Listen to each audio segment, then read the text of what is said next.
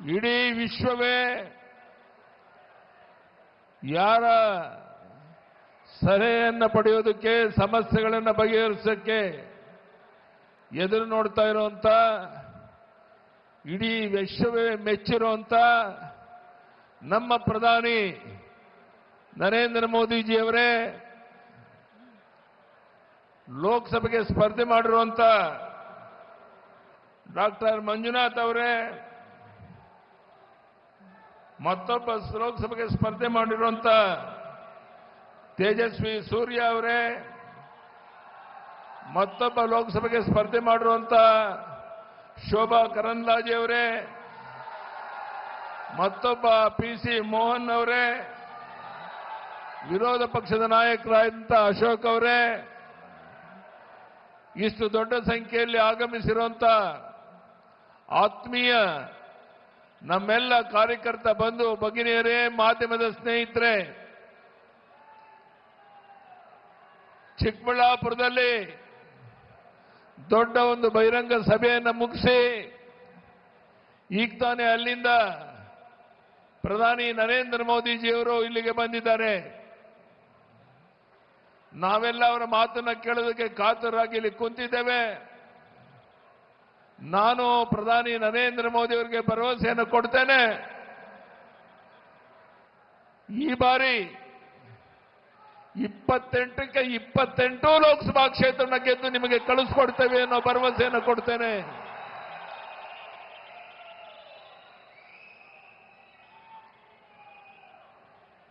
ಇಡೀ ರಾಜ್ಯದಲ್ಲಿ ವಾತಾವರಣ ನಮಗೆ ತುಂಬಾ ಅನುಕೂಲಕರವಾಗಿದೆ.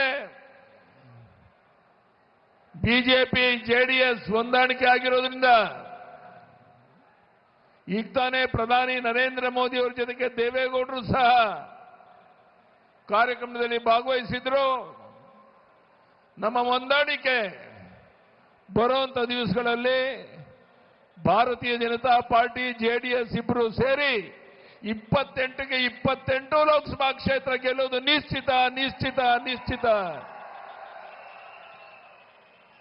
ನಮ್ಮ ಕಾಂಗ್ರೆಸ್ಸಿನ ಸ್ನೇಹಿತರು ಅಧಿಕಾರ ಮದದಿಂದ ಜನಹಿತವನ್ನು ಸಂಪೂರ್ಣ ಮರೆತು ಒಂದು ರೀತಿ ತೊಗಲಕ್ ದರ್ಬಾರ್ ನಡೆಸಿದ್ದಾರೆ. ನಾನು ಕೇಳ್ತೇನೆ ಈ ಕಾಂಗ್ರೆಸ್ನವ್ರಿಗೆ, ನಿಮ್ಮ ಯೋಗ್ಯತೆಗೆ ಹೋದ ಬಾರಿ ಲೋಕಸಭೆಗೆ ಗೆದ್ದದ್ದು ನೀವು ಕೇವಲ 52 ಸೀಟು ಮಾತ್ರ. ಈಗ ಹೇಳ್ತಾ ಇದ್ದೀರಾ ನಾವು ಅಧಿಕಾರಕ್ಕೆ ಬಂದ್ರೆ ಅದು ಮಾಡ್ತೇವೆ ಇದು ಮಾಡ್ತೇವೆ ಅಂತ. ನಾನು ಕೇಳ್ತೇನೆ ಈ ಕಾಂಗ್ರೆಸ್ಸಿನ ಮುಖಂಡರಿಗೆ, ಹೋದ ಸಾರಿ 52 ಲೋಕಸಭಾ ಕ್ಷೇತ್ರ ಗೆದ್ದಿದ್ರಲ್ಲ, ಅಷ್ಟಾದ್ರೂ ಗೆದ್ದು ತೋರಿಸಿ ನೋಡೋಣ ಅನ್ನೋ ಸವಾಲನ್ನು ನಾನು ಹಾಕ್ತೇನೆ. ಈ ಸಂದರ್ಭದಲ್ಲಿ ರಾಜ್ಯದ ಜನ ಜೆಡಿಎಸ್ ಬಿಜೆಪಿ ಸಮ್ಮಿಶ್ರ ಸರ್ಕಾರ ಮುಂದೆ ಬರಬೇಕು ಅಂತಲೂ ಅಪೇಕ್ಷೆ ಇದೆ.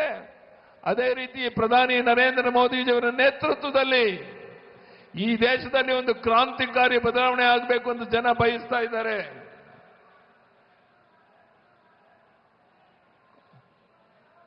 ಕಾಂಗ್ರೆಸ್ ಮನಸ್ಥಿತಿ ಹೇಗಿದೆ ಅಂದ್ರೆ, ಈ ದೇಶದ ಅಭಿವೃದ್ಧಿ ಅವರಿಗೆ ಬೇಕಾಗಿಲ್ಲ, ಹೊರದೇಶಗಳಲ್ಲಿ ಭಾರತದ ಗೌರವ ಹೆಚ್ಚಾಗ್ತಿದೆ, ಇದನ್ನು ಸಹಿಸಕ್ಕಾಗ್ತಾ ಇಲ್ಲ. ಪ್ರಧಾನಿ ನರೇಂದ್ರ ಮೋದಿಜಿಯವರ ಬಗ್ಗೆ ಇಡೀ ವಿಶ್ವವೇ ಹಾಡಿ ಹೊಗಳ್ತಾ ಇರುವಂತಹ ಸಂದರ್ಭದಲ್ಲಿ ಇದನ್ನ ಸಹಿಸ್ತೇನೆ, ಮನಬಂದಂತೆ ಮಾತನಾಡ್ತಿದ್ದಾರೆ. ಕೇಂದ್ರದಿಂದ ಅನ್ಯಾಯ ಆಗಿದೆ. ಏನು ಅನ್ಯಾಯ ಆಗಿದೆ ಹೇಳ್ತೀರಾ? ಯಾವ್ದಾರು ಒಂದು ಎರಡನ್ನ. ಪ್ರಧಾನಿ ನರೇಂದ್ರ ಮೋದಿಯವರ ನೇತೃತ್ವದಲ್ಲಿ ಇಡೀ ವಿಶ್ವವೇ ಅಚ್ಚರಿಯಿಂದ ಈ ದೇಶದ ಅಭಿವೃದ್ಧಿ ಕಡೆ ನೋಡ್ತಾ ಇದೆ. ಬೇರೆ ಬೇರೆ ದೇಶಗಳಿಗೂ ಸಹ ಪ್ರಧಾನಿ ನರೇಂದ್ರ ಮೋದಿಯವರ ಹಣಕಾಸಿನ ನೆರವನ್ನು ಕೊಡೋದ್ರ ಮೂಲಕ ಒಂದು ದೊಡ್ಡ ಕ್ರಾಂತಿಯನ್ನೇ ಮಾಡ್ತಿರೋ ಈ ಸಂದರ್ಭದಲ್ಲಿ ನಾನು ಕೇಳ್ತೇನೆ, ನರೇಂದ್ರ ಮೋದಿಯವರು ಪ್ರಧಾನಿ ಆದ ಮೇಲೆ ಕಳೆದ 10 ವರ್ಷದಲ್ಲಿ ಒಂದು ದಿನ ವಿಶ್ರಾಂತಿ ತಗೊಂಡಿಲ್ಲ. ಈ ಕಾಂಗ್ರೆಸ್ಸಿನ ಮುಖಂಡರಿಗೆ ಕೇಳ್ತೇನೆ, ನೀವು ಯಾವುದೋ ರಾಜಕೀಯ ದೊಂಬರಾಟದಲ್ಲಿ ತೊಡಗಿದ್ದೀರಾ. ಕೇವಲ ಹಣ ಬಲದಿಂದ, ಹೆಂಡದ ಬಲದಿಂದ, ತೋಳು ಬಲದಿಂದ, ಅಧಿಕಾರ ಬಲದಿಂದ, ಜಾತಿಯ ವಿಷ ಬೀಜ ಬಿತ್ತಿ ಅಧಿಕಾರಕ್ಕೆ ಬರ್ತೇವೆ ಅನ್ನೋ ಭ್ರಮೆ ನಿಮ್ಮಲ್ಲಿ ಏನಿದೆಯಲ್ಲ, ನಾನು ಸವಾಲಾಗ್ತೇನೆ.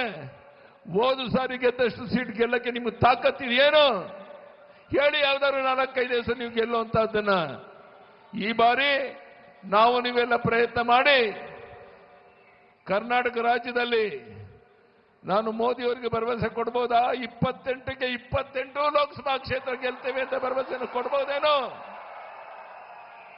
ಆ ವಿಶ್ವಾಸ ನನಗೂ ಇದೆ, ನಿಮಗೂ ಇದೆ. ಇನ್ನು 4-5 ದಿವಸ ಮನೆಯಲ್ಲಿ ಕುಂತ್ಕೊಳ್ದೇನೆ ಯಾವ ಪ್ರಧಾನಿ ನರೇಂದ್ರ ಮೋದಿಜಿಯವರು ಕಳೆದ 10 ವರ್ಷದಲ್ಲಿ ಒಂದು ದಿನ ವಿಶ್ರಾಂತಿ ತೆಗೆದೇನೆ ದೇಶದ ಉದ್ದಗಲಕ್ಕೆ, ಪ್ರಪಂಚದ ಉದ್ದಗಲಿಗೆ ಓಡಾಡ್ತಾ ಇದ್ದಾರೋ ಅಂತ ಮಹಾನ್ ನಾಯಕ ಈ ದೇಶದ ಪ್ರಧಾನಿ ನಮಗೆ ಸಿಕ್ಕಿರಬೇಕಾದ್ರೆ ಇನ್ನು ಬರೋ ಒಂದು 5-6 ದಿವಸ ನಮ್ಮ ಸಮಯವನ್ನು ಕೊಟ್ಟು ಮನೆ ಮನೆಗೆ ಹೋಗಿ ಮತದಾರನ ಮಾತನಾಡಿಸಿ ಭಾರತೀಯ ಜನತಾ ಪಾರ್ಟಿ ಕಮಲದ ಹೂವಿನ ಗುರುತಿಗೆ, ಜೆಡಿಎಸ್ಸಿನ ಗುರುತಿಗೆ ಒಟ್ಟಾಗಿ ಓಟನ್ನು ಕೊಡುವಂತೆ ಪ್ರಾರ್ಥನೆ ಮಾಡೋದ್ರ ಮೂಲಕ 28ಕ್ಕೆ 28 ಲೋಕಸಭಾ ಕ್ಷೇತ್ರ ಗೆಲ್ಲೋದಕ್ಕೆ ನಾವೆಲ್ಲ ವಿಶೇಷ ಪ್ರಯತ್ನ ಮಾಡಬೇಕು ಅಂತ ಹೇಳ್ತಾ ಮತ್ತೊಮ್ಮೆ ಇಲ್ಲಿ ಸೇರಿದಂತ ನನ್ನ ಬಂಧುಗಳಿಗೆ ವಂದನೆ, ಅಭಿನಂದನೆಯನ್ನು ಸಲ್ಲಿಸಿ ಜೈ ಶ್ರೀರಾಮ್, ಜೈ ಶ್ರೀರಾಮ್, ಭಾರತ್ ಮಾತಾ ಕಿ. ಪ್ರಧಾನಿ ನರೇಂದ್ರ ಮೋದಿಜಿಯವರಿಗೆ, ಪ್ರಧಾನಿ ನರೇಂದ್ರ ಮೋದಿಜಿಯವರಿಗೆ ಭಾರತ್ ಮಾತಾ ಕಿ. ನ್ಯೂಸ್ ಫಸ್ಟ್ ನಿರ್ಭೀತಿಯಿಂದ ನಿಮ್ಮ ಪರವಾಗಿ.